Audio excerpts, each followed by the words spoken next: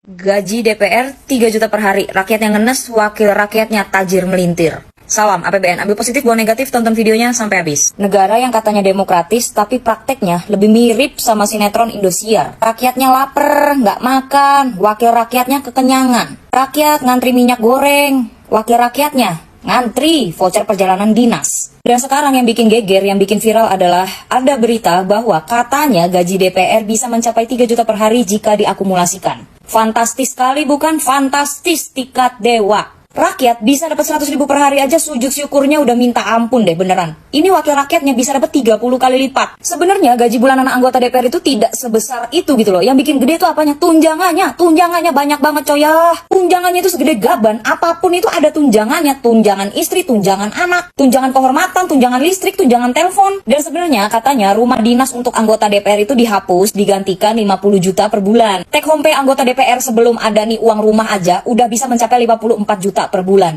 Ini ditambahin lagi sama uang rumah 50 juta per bulan.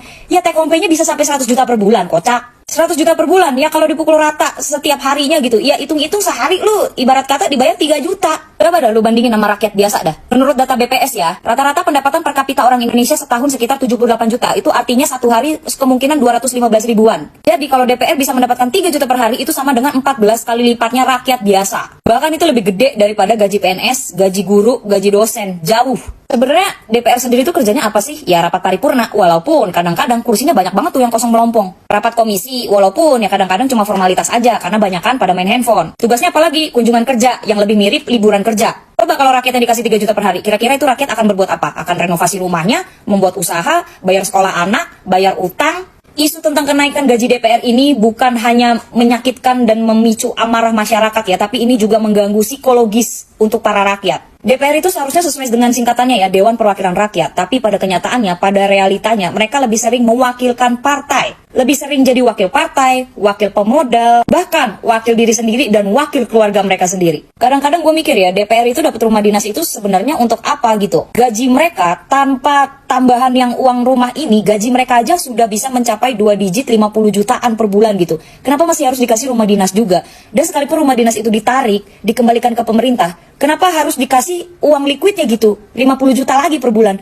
Buat apa gitu? Sedangkan rakyat banyak yang tidurnya di kolong jembatan, guru honorer yang benar-benar sudah mengabdi puluhan tahun mengajar mencerdaskan bangsa dan negara ini tidak mendapatkan rumah dinas sekalipun. Rakyat demo, pemerintah nggak dengerin. Protes tentang tambang ilegal, pura-pura nggak dengar, pura-pura nggak tahu. Giliran fasilitas DPR, cepet banget. Rumah dinas dihapus, langsung dapat tunjangan 50 juta. Ini mah udah bukan wakil rakyat, wakil rekening pribadi. Terus solusinya apa? Aduh, kayaknya gue udah capek deh ngasih solusi untuk negara ini, untuk anggota DPR, untuk pemerintahan tuh kayaknya gue udah capek. Tapi oke lah, mari kita bahas. Mungkin bisa menggunakan transparansi keuangan DPR. Bisa juga pengukuran kinerja kerja anggota DPR, kayak misalkan absensi. Terus apa lagi? Penghapusan tunjangan yang nggak masuk akal. Mungkin bisa juga revisi sistem penggajian pejabat gitu ya. Kayaknya seharusnya gaji DPR itu nggak 5 kali lipat lebih besar daripada guru, daripada PNS. Ya kalau misalkan pun mau lebih besar, ya tunjukin dong kinerja kerja nyatanya itu apa. Jadi apakah pantas DPR digaji 3 juta per hari? Pantas, kalau kerjanya benar. Tapi faktanya belum ada bukti yang cukup dan akurat. Rakyat yang bayar pajak, rakyat yang susah, rakyat yang luntang-lantung, wakil rakyatnya, hidup dengan kemewahan. Besok-besok jangan sampai nih ada tunjangan ngopi 15 juta, tunjangan bensin 50 juta. Nggak sekalian tunjangan tidur siang.